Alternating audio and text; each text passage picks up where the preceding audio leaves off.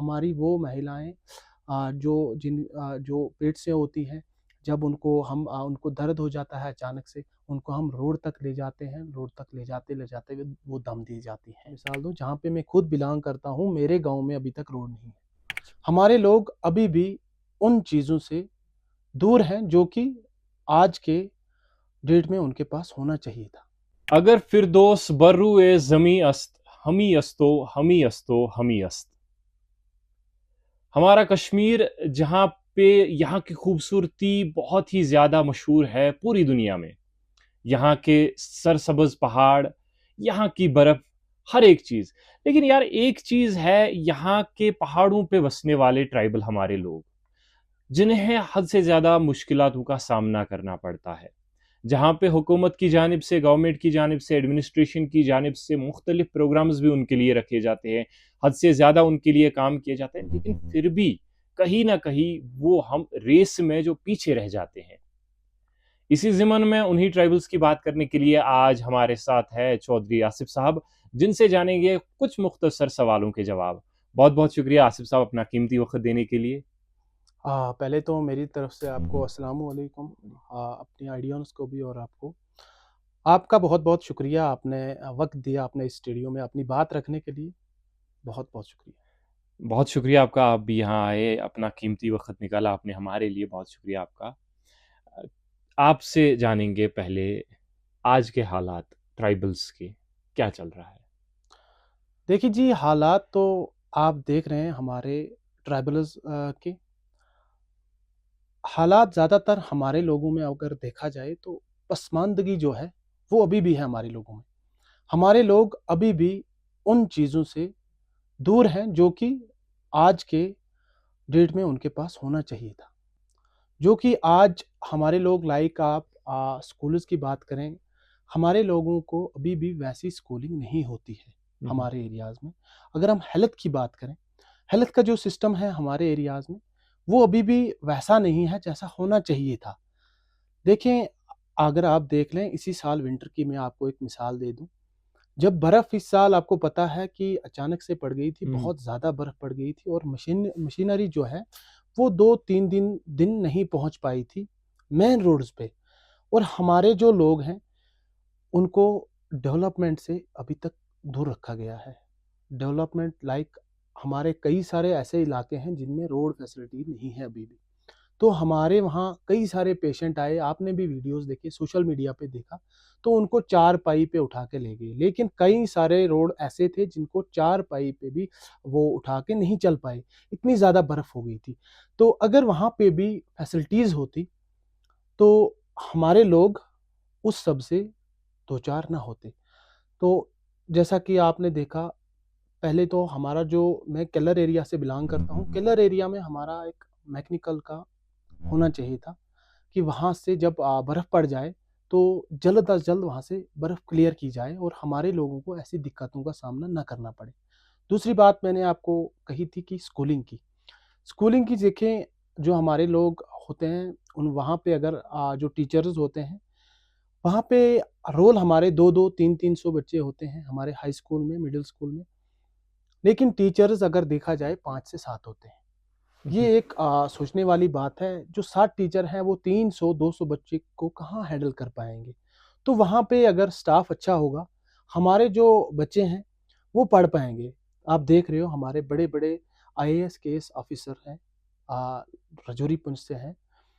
तो जो हमारा कश्मीर का सिस्टम है, वो अभी तक वैसा नहीं है, जैसा होना चाहिए था। तो इन सब पे थोड़ा हमारी हुकूमत को, गवर्नमेंट को थोड़ा ज़ोर देना चाहिए कि जहाँ पे जितना रोल हो उसी हिसाब से वहाँ पे टीचर्स रखे जाएँ। हमारे बच्चों के लिए कुछ कोचिंग का सिस्टम रखा जाए। हमारे बच्चों के लिए वहाँ पे रोड फैसिलिटीज़ होनी चाहिए, इलेक्ट्रिसिटी फैसिलिटीज़ होनी चाहिए, जिसमें हमारे बच्चे जो हैं वो पढ़ पाएँ। तो यहाँ पे आपने अभी बात की थी स्कूलिंग की। जी, जी। अगर इस चीज़ को हम देखें, गवर्नमेंट ने जो भलाई इलाके हैं, जी। उनके लिए सीज़नल टीचर्स रखे हैं। अब सर मैं आपको बता दूँ, जो हमारे सीज़नल टीचर्स हैं, उसमें पिछले 2-3 साल से हमारे लड़कों को ऑर्डर्स नहीं मिल रहे थे। अच्छा। वो भी एक हमारे लिए बात है। तो लास्ट ईयर उनको मिल गए वो ऑर्डर्स। लेकिन उसमें क्या होता है, अगर बहक हमारी है, बहक में टीचर होता है 10 किलोमीटर दूर से, 20 किलोमीटर दूर से, उन्हें फॉर्म लगाया होता है, हम्म। वो वहाँ पे नहीं पहुँच पाते हैं। ठीक। अगर वो हफ्ते में 2 दिन आते हैं, तो 3 दिन नहीं आते हैं। अच्छा। तो वैसे जो है वो स्कूल हैं, उनकी हालत जो है खस्ता-हाल हो जाती है। तो हमारे बच्चों को वहाँ पे भी धोखा लग जाता है। वो हर दिन आते हैं वहाँ पे, टेंट टाइप का देती है गवर्नमेंट उनको, वो देती है बुक्स वगैरह, तो वो आते हैं वहाँ पे हमारे बच्चे, वो बैठते हैं कि अब टीचर आएँगे, हम उनके पास पढ़ेंगे। लेकिन टीचर्स जो हैं वो वहाँ पे नहीं आते हैं, तो वो दिन भर बैठ के 11-12 बजे, 1 बजे वापस चले जाते हैं, वापस चले जाते टीचर तो नहीं आए। तो इसमें क्या होना चाहिए, जो लोकल बहक होती है वहाँ की, वहाँ पे हर किसी बहक में आप ले लो कि हर किसी गाँव में हमारे जो लड़के हैं 12th पास ग्रेजुएट दिख रहे हैं। उसमें क्या है कि अगर हमें वहाँ के अपने लोकल लड़कों को लगाया जाता, तो ठीक। वो हर दिन वहाँ पे पढ़ा पाते। पहले तो उनकी डोक भी वहीं पे है, उनका रहना-सहना भी वहीं पे है, तो वो बच्चों को हर दिन पढ़ाते वहाँ पे। तो अभी यहाँ पे आपने बात की कि अभी भी कुछ इलाके ऐसे हैं जहाँ पे अभी सड़कें नहीं पहुँची है। क्योंकि मुझे भी एक चीज़ याद है कि हमारे शोपियान में गांडावाली एक इलाका है। मैं खुद वहाँ पे गया हूँ। आपने मेरे मन की बात छीन ली। वहाँ पे मैं खुद भी गया हूँ, लेकिन हाँ, मुझे पैदल तकरीबन ढाई 3 किलोमीटर मुझे पैदल जाना पड़ा, फिर वहाँ पे हम पहुँचे। जी। तो इसकी क्या वजह है? क्या प्रॉब्लम्स आती है वहाँ तक रोड कनेक्टिविटी देने में? देखिए, पहले तो आपने सर घांडावाली का बोला, ये आपने मेरे मन की बात छीन ली, तो मैं यही मिसाल आपको देने वाला था।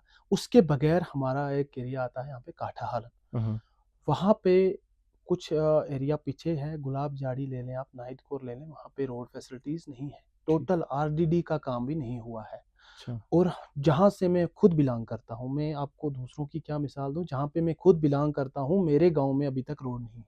अच्छा। हाँ, मेरे खुद के गाँव में। और हमारा एक इलाका मुजपथरी आता है यहाँ पे, वहाँ पे अभी रोड नहीं है। नसरपुरा हमारा एक एरिया आता है बिल्कुल। पीछे, वहाँ पे अभी नसरपुरा से पीछे वहाँ पे अभी रोड नहीं है। गांडावाली तो आप देखिए, गांडावाली का एक वहाँ पे एक नदी आती है, हुँ, हुँ। नाला रोमशी। बिल्कुल। उसमें आए साल हम देखें कि वहाँ पे कोई ना कोई इंसिडेंट हो हादसा हो जाता है, जाता है। हाँ, हादसा हो जाता है। बिल्कुल। चाहे किसी की भेड़-बकरियाँ हों, वो भी बह बह जाती हैं। जाती हैं। माल जो भैंस, हमारे लोग तो ज़्यादातर इनसे ही करते हैं। हुँ, हुँ। तो लाइक हमारा कुछ इंसान वहाँ पे अपनी जान दे गए। तो उसमें हम भी चिल्लाते आए, हम भी बात करते आए कि यहाँ पे रोड्स दी जाए। लेकिन हमारी बात होती है कि ट्राइबल फंड्स आते हैं, यहाँ पे डेवलपमेंट होता है, हम गुज्जर बकरवाल लोगों के लिए इतना कर रहे हैं। तो फिर इतनी बड़ी मिसाल आपने खुद वहीं से दी, तो आप खुद देख रहे हो कि कितना हो रहा है हमारे लोगों के लिए।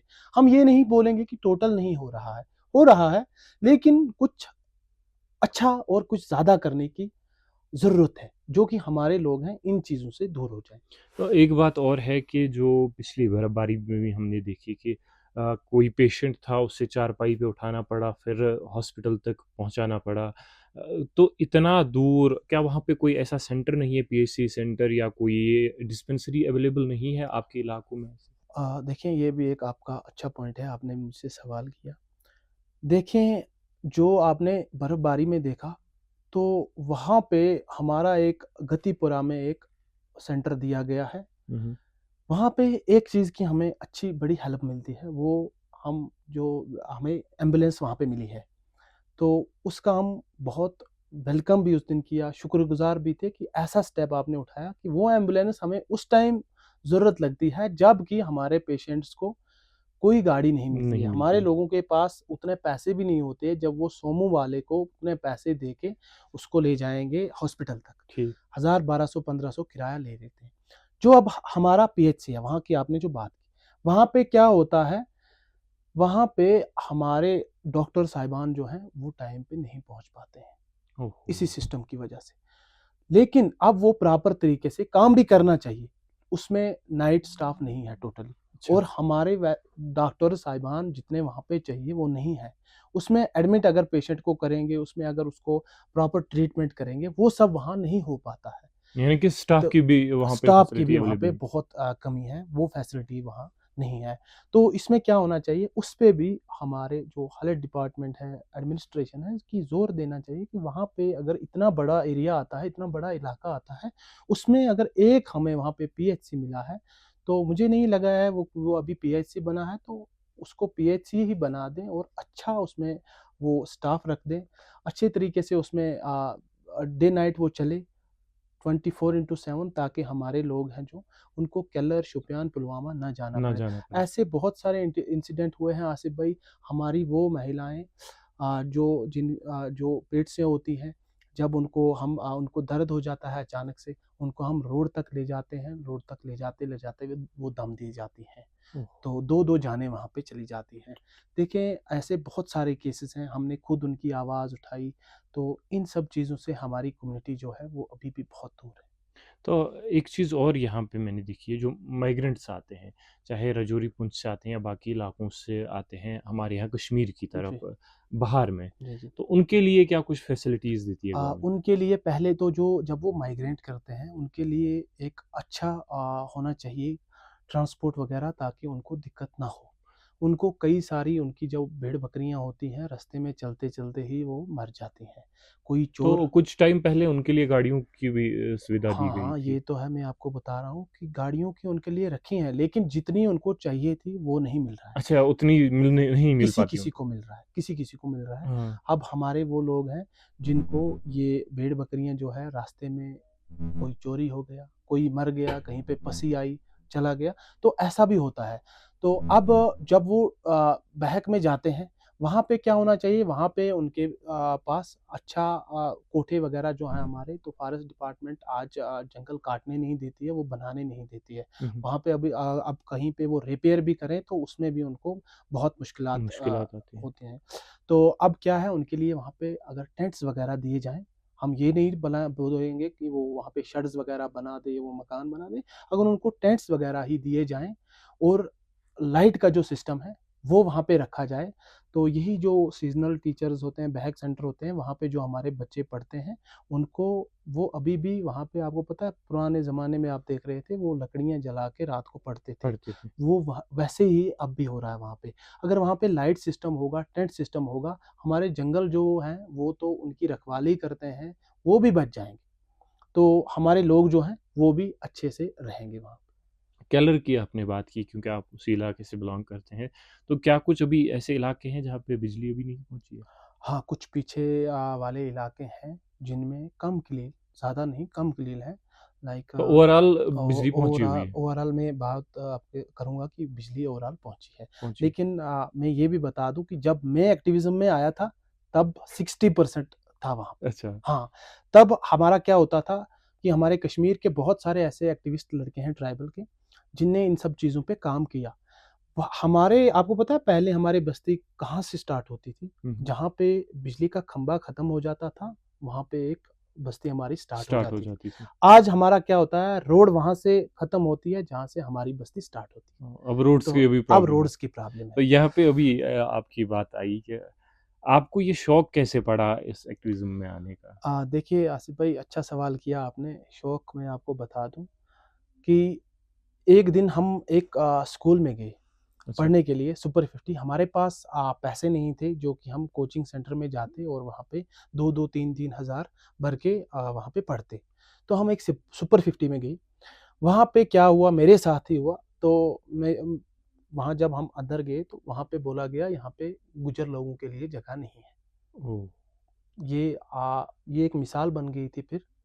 तब हमारे शुपियान में डीसी साहब एजाज़ असद साहब हुआ करते थे। तो फिर हम उनके पास गए और मुझे हालाँकि लात भी मारी है। वो लात मुझे अब भी ऐसी लग रही है जैसे कि मुझे वो अभी किसी ने मारी हो। तो ऐसा मुझे दिख रहा है। तो फिर मैं गया कि देखें हमारी कम्युनिटी के साथ कितनी बड़ी नाइंसाफ़ी हो रही है।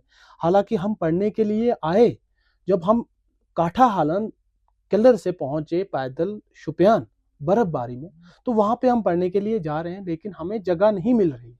तो फिर मैंने उसी टाइम ठान ली कि अब मैं अपनी कम्युनिटी की बात करूँगा।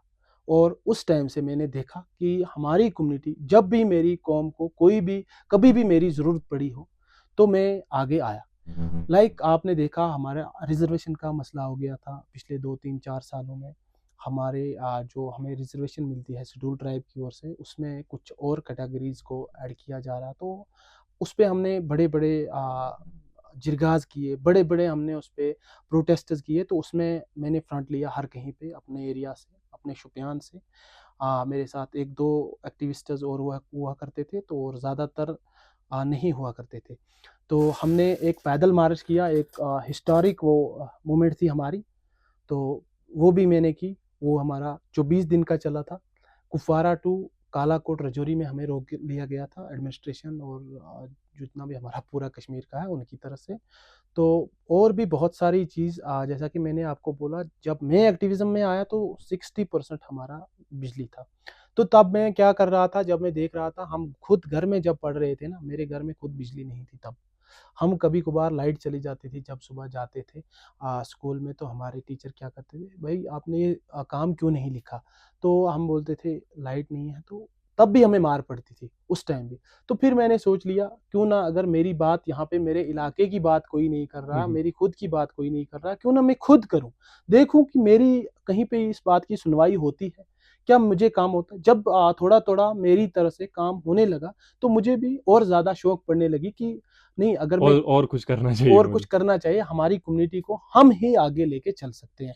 क्योंकि नौजवान जहाँ पे बेदार हो जाए, नौजवान जहाँ पे जाग जाए, तो वो कौम बड़ी तरक्की कर सकती है। एक बात यहाँ से आपसे जानना चाहूँगा, एक सवाल है आपके लिए जी, कि एक साइड से आपकी फैमिली है, जी, आपका घर है, जी, दूसरी साइड से एक इंसान आपके लिए आपके पास आता है, कुछ जी, फरियाद लेकर, उसको मदद चाहिए, जी, इम्पोर्टेंट काम है उसका। हाँ, दूसरी साइड से आपका टाइम है कि आपको फैमिली के पास जाना है कुछ टाइम स्पेंड करने के लिए। जी। तो आप किस काम को प्रेफ़रेंस दोगे वहाँ पे? मैं पहले जो वो बंदा आया उसको प्रेफ़रेंस दूँगा। उसके बाद फिर अपनी क्योंकि फैमिली को। वो अगर मेरे पास आया, वो किसी उम्मीद से आया, बिल्कुल। वो किसी और के पास भी जा सकता था। तो फैमिली की बात ये है कि फैमिली अगर रूठ भी जाएगी तो मना लेंगे। लेकिन ये है कि अगर ये बंदा मुसीबत में है, इसको इस टाइम निकालना चाहिए। बिल्कुल। ऐसे कई सारे हमने मेरे साथ ऐसे कई मसले हुए हैं। मैं रात-रात जब लोगों को ऐसा हो जाता था, तो मैं जाता था, तो फिर फैमिली की वो डाँट खानी पड़ती थी। आप खाना नहीं खाते हो, आप कहाँ जाते हो? ये सब तो होता है अक्सर। होता है। तो ये सब नॉर्मल होता है। लेकिन फर्स्ट प्रायोरिटी मैं अपने लोगों को देता हूँ, अपनी कम्युनिटी को देता हूँ। और बहुत अच्छा लगा ये जवाब सुनकर। आपसे और कुछ बातें करनी थी लेकिन वक्त अब इजाज़त नहीं दे रहा है। लेकिन चलते-चलते आपकी एक मैसेज लेना चाहेंगे हमारे लिसनर्स के लिए, हमारी एडमिनिस्ट्रेशन के लिए, क्या कुछ मैसेज रहेगी आपकी? मेरी यही मैसेज है पहले आपके लिसनर्स जो हैं उनके लिए भी, कि एक पहले तो आपने ये बड़ा एक अच्छा इनिशिएटिव लिया है कि आपने भी मेरी तरह एंगेज में, कि यहाँ शोपियान में ही हमें श्रीनगर, हमें जम्मू नहीं जाना पड़ता है इन सब चीज़ों के लिए। हमें यहीं पे आप मौका देते हो कि अपनी बात रखने का। बिल्कुल। ये भी आपका बहुत शुक्रिया, आपके इस चैनल का 89। 89.6 है, सॉरी, तो इसका। और हमारी एडमिनिस्ट्रेशन जो है उनसे भी हम ये बोलेंगे कि हमने अपनी अगर कम्युनिटी की मैंने कुछ यहाँ पे बातें रखी, अगर कोई सुनता हो, तो हमें उम्मीद है कि वो मेरा इंटरव्यू सुनेंगे। बिल्कुल, ज़रूर। तो उनको मैं ये बता दूँ कि जो हमारे लोग हैं इनकी तरह थोड़ा तवज्जो दिया जाए। जो हेल्थ सेंटर्स हैं हमारे, जो एजुकेशन है, चाहे डेवलपमेंट है, तो इन सब चीज़ों पे थोड़ा तवज्जो दिया जाए, ताकि हमारे जो लोग हैं वो भी आगे आ सकें। हमारे कश्मीर में ऐसे बच्चे हैं, आसिफ भाई, मैं थोड़ा-सा टाइम लेता हूँ हुँ, आपका, हुँ। वो जो हैं वो भी आईएएस, केएएस कर सकते हैं। बिल्कुल। लेकिन अगर उनको प्रॉपर स्कूलिंग होगी, अगर उनके पास एजुकेशन होगी। अब क्या होता है, हमारे लोगों में अभी भी वो पब्लिक शाइनेस है। मैं अपने लोगों को भी बोलूँगा कि उस सब को दूर छोड़ें। आप हर किसी सेक्टर में आगे बढ़ो। आप देखो कि तरक्की कर सकते हो, आप भी तरक्की कर सकते हो। बिल्कुल। और एडमिनिस्ट्रेशन को भी मैं यही बोलता हूँ कि हमारे लोगों की ज़रा ताउन दिया जाए। बहुत-बहुत शुक्रिया आपका अपना कीमती वक़्त देने के लिए। हम मिलते हैं किसी और बहुत मेहमान शुक्रिया। ख़ुसूसी के साथ, तब तक आप देखते और सुनते रहिए रेडियो 89.6 एफ़एम पैगाम शोपियाँ, हमारी दिलों की धड़कन।